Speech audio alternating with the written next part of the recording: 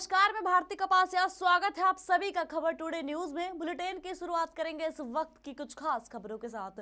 झांसी उत्तर प्रदेश विधानसभा चुनाव के लिए मतदान संपन्न होने के बाद वरिष्ठ पुलिस अधीक्षक ने शांतिपूर्ण मतदान संपन्न कराने के लिए अपने कर्तव्य का निर्वहन करने पर सभी पुलिसकर्मियों तथा पैरामिलिट्री फोर्स की सराहना की। बता दें, वरिष्ठ पुलिस अधीक्षक शिव हरि मीणा ने बाहर से आए अर्धसैनिक बलों तथा पीएसी के जवानों का जिला पुलिस का सहयोग करने के लिए आभार भी जताया। इसी क्रम में राजकीय इंटर कॉलेज समथर में रुके अर्धसैनिक बलों के जवानों तथा पीएसी के जवानों को बता दें स्मरणीय विदाई दी गई। थाना अध्यक्ष समथर महाराज सिंह द्वारा सभी जवानों का वापसी के पहले बता दें माल्यार्पण कर अभिनंदन किया। उत्तर प्रदेश झांसी के सीपरी बाजार इलाके में एक कार तथा दो पहिया वाहन में टक्कर हो जाने के बाद दोनों पक्षों में जमकर मारपीट हो गई।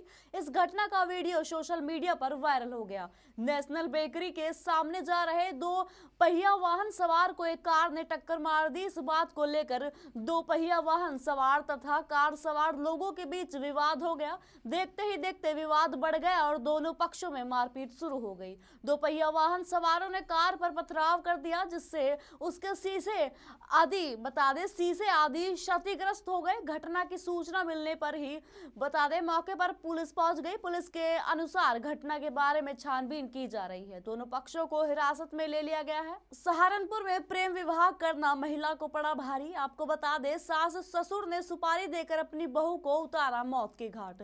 सहारनपुर के थाना सरसावा क्षेत्र में रहने वाली पूजा राठौर 17 फरवरी को गायब हुई थी। पति अमराव सिंह एयरफोर्स स्टेशन पर सर्जेंट के पद पर तैनात है। 17 फरवरी को जब पूजा घर नहीं मिली तो अमराव सिंह राठौर ने सरसावा थाना में अपनी पत्नी की गुमशुदा की रिपोर्ट दर्ज कराई, जिसका आज खुलासा करते हुए एसपी ग्रामीण अतुल शर्मा ने बताया कि साजिश के तहत पूजा की हत्या की गई थी।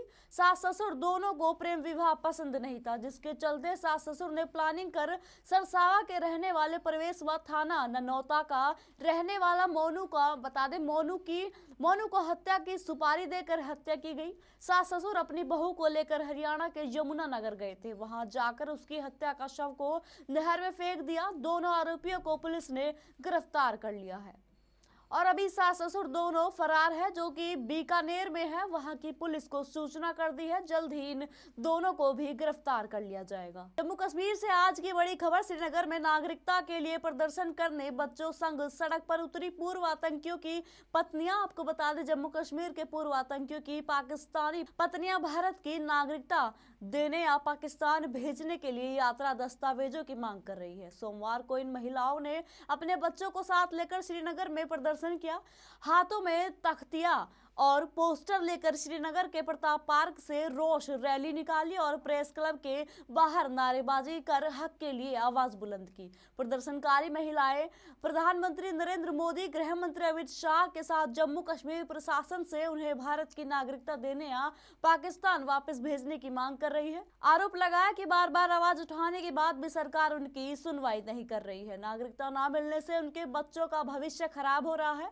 बता दें कि जम्मू कश्मीर सरकार की ओर से 2010 में आतंकी पुनर्वास योजना यानी मिलिटेंट रिहैबिलिटेशन पॉलिसी की घोषणा के बाद कश्मीर लौटने वाली करीब 350 से अधिक महिलाएं हैं, जिन्हें आज तक भारत की नागरिकता नहीं मिल पाई है। ये महिलाएं बीते लंबे समय से अपनी मांग को लेकर आवाज उठा रही हैं, जो आज पूरी तरह नहीं हुई है। घाटी में बच्चों समेत करीब 4000 ऐसे लोग हैं जिनकी कोई पहचान नहीं मिली। गाजियाबाद दिन दहाड़े घर में घुसकर लाखों की लूट को बदमाशों ने दिया अंजाम। बता दें, थाना सिहानी गेट क्षेत्र के राकेश मार्ग पर घर में घुसकर बदमाशों ने घटना को अंजाम दिया। पुलिस घटना स्थल पर पहुंचकर घटना की जांच में जुटी। मायावती ने सपा, बीजेपी और कांग्रेस पर निशाना साधा। आपको बता दें, बहराइच जनपद के पयागपुर विधानसभा में बहुजन समाज पार्टी ने चुनावी जनसभा को संबोधित किया। बसपा सुप्रीमो मायावती ने पयागपुर में चुनावी जनसभा को संबोधित करते हुए कहा, कांग्रेस, भाजपा, सपा तीनों ने ही कभी भी हमारे महापुरुषों का सम्मान नहीं किया। सभी विपक्षी पार्टियों ने हमेशा हमारे समाज के लोगों को कभी भला नहीं किया। समाजवादी पार्टी दंगाई और गुंडों का बोलबाला रहता है। सपा एक विशेष क्षेत्र और विशेष समुदाय के लिए काम करती है। सपा ने हमारे महापुरुषों के नाम पर बनी शैक्षिक संस्थाओं के नाम बदल दिए और भाजपा ने भी न्याय नहीं दिया। भाजपा जातिवाद और आरएसएस के इशारों पर चलने वाली पार्टी है। भाजपा ने दलितों, आदिवासियों, पिछड़ों और मुस्लिमों के लिए चलाई गई योजनाओं को भाजपा ने उन तक सही से पहुंचाया। आरक्षण का लाभ बीजेपी सरकार में नहीं मिल पा रहा है। भाजपा सरकार में मुस्लिम डरा सहमा रहा और इनका कोई भी कार्य इस सरकार में नहीं हुआ। भाजपा ने प्रबुद्ध वर्ग में विशेषकर ब्राह्मणों का बहुत नुकसान हुआ है। 2007 की भांति इस बार भी प्रचंड बहुमत से बसपा सरकार बनानी है। गरीबों की एक मात्र हितैषी पार्टी बसपा ही है। बसपा ने प्रदेश में 4 बार शासन किया और नौकरियां दी और अब नौकरियां ना होने के कारण पलायन हो रहा है। हमारी सरकार आने पर हम सभी को दोबारा वापस बुलाकर नौकरियां देंगे। खेती करने के लिए भूमिहीनों को सरकारी जमीनें दी जाएंगी। इसलिए सर्व समाज को बसपा को वोट देकर हमारी सरकार बनवाना बहुत जरूरी है। कांग्रेस पार्टी के फायर ब्रांड नेता एवं स्टार प्रचारक हार्दिक पटेल पहुंचे 186 विधानसभा अमेठी के अमरपुर बाजार, जहां पर कांग्रेस पार्टी के नेताओं और कार्यकर्ताओं ने हार्दिक पटेल का किया जोरदार स्वागत। हार्दिक पटेल आज अमेठी विधानसभा के प्रत्याशी आशीष शुक्ला के पक्ष में जनता को वोट देने की कर रहे हैं अपील। मध्य प्रदेश के छिंदवाड़ा में नौकरी जाने के बाद भिखारी बना शख्स अब डिजिटल पेमेंट से भीख लेकर बटोर रहा है सुर्खियां। आपको बता दें, देश में एक भिखारी इसलिए सुर्खियां बटोर रहा है क्योंकि उसके सामने ये बहाना किसी काम का नहीं। असल में हम यहाँ जिस भिखारी की बात कर रहे हैं वो डिजिटल तकनीक, बता दें तकनीक के दौर में खुद हाईटेक हो गए हैं। दरअसल यह भिखारी डिजिटल तरीके से भीख मांगकर गुजारा कर रहा है। आपको बता दें, आपको ये जानकर आश्चर्य होगा कि जैसे ही वह किसी व्यक्ति के पास पैसे मांगने पहुंचता है और सामने वाला यदि छुट्टा नहीं होने का बहाना बनाने लगता है तो तत्काल ही अपना डिजिटल बारकोड दिखाकर उनसे पैसे ट्रांसफर करा लेता है। हेमंत का भीख मांगने का अंदाज भी निराला है। वह कहता है कि बाबूजी चिल्लर नहीं है तो फोन पे या गूगल पे भीख दे। भिखारी का कहना है कि लोग डिजिटल तकनीक के चलते भीख भी आसानी से बारकोड स्कैन कर देते हैं। इस तरह उसे अक्सर 5 रुपए से ज्यादा पैसे मिल जाते हैं। प्रशिक्षु पुलिस की कार में बस ने मारी टक्कर, बस चालक परिचालक के विवाद में सिपाही ने लहराई पिस्टल। बता दें, एसपी ने किया लाइसेंस निरस्त। बता दें, पुलिस के कार्यशैली पर अक्सर सवाल उठते रहते हैं क्योंकि जिस तरह से पुलिस की दबंगाई और गुंडागर्दी देखने को मिलती है उससे उत्तर प्रदेश की छवि लगातार धूमिल होती रहती है। क्योंकि ऐसा ही एक मामला सामने आया है जहां पर प्रशिक्षु पुलिस कर्मी की शादी के बाद बारात वापस लौट रही थी, तभी उसकी गाड़ी में प्राइवेट बस ने हल्की सी टक्कर मार दी, जिसके बाद में दोनों में विवाद होने लगा। बता दें, इस दोनों विवाद के बीच में एक पुलिसकर्मी बाहर निकला और बस चालक की पिटाई कर दी और हवा में पिस्टल लहराने लगा। इसका वीडियो सोशल मीडिया पर तेजी से वायरल हो रहा है। दरअसल आपको बता दें कि मामला बस्ती जिले का बताया जा रहा है, जहां पर एक प्रशिक्षु पुलिस अधिकारी की शादी की बारात गई थी और इस बारात में बाराबंकी जिले में तैनात सिपाही भी शामिल हुआ था।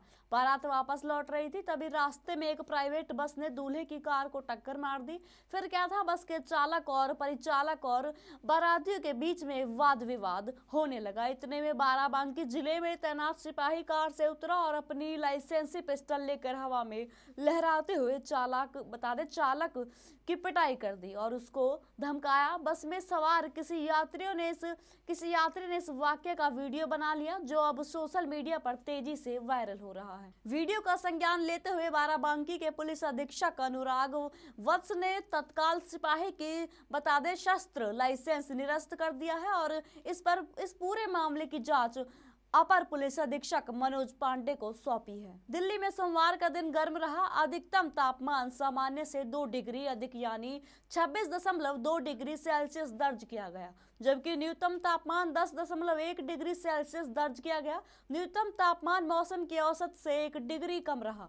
System of Air Quality and Weather Forecasting and Research के मुताबिक दिल्ली के वायु गुणवत्ता सूचकांक यानी AQI मध्यम श्रेणी में 149 रहा। मौसम विभाग के मुताबिक आर्द्रता का स्तर 97% से 23% के बीच रहा। मौसम विभाग ने मंगलवार को 30 से 40 किलोमीटर प्रति घंटे की रफ्तार से तेज हवाएं चलने का अनुमान जताया है। पूर्वानुमान है कि मंगलवार को अधिकतम तापमान 26 और 11 डिग्री सेल्सियस के आसपास रहने की संभावना है। पंजाब, हरियाणा, चंडीगढ़ और दिल्ली में अलग अलग स्थानों पर बिजली, तेज हवाओं के साथ गरज के साथ बौछार पड़ने का अनुमान है। सफर के मुताबिक अगले 2 दिन का अनुमान है कि तापमान अपेक्षाकृत अधिक रहने और हवा की तेज रफ्तार के कारण वायु गुणवत्ता सूचकांक में मध्यम श्रेणी में सुधार की उम्मीद है। 24 मार्च से हवा की रफ्तार में कमी से हवा की गुणवत्ता धीरे धीरे खराब होने की आशंका जताई जा रही है। अभी के लिए बस इतना ही। देश दुनिया की तमाम खबरों के लिए देखते रहिए खबर टुडे न्यूज।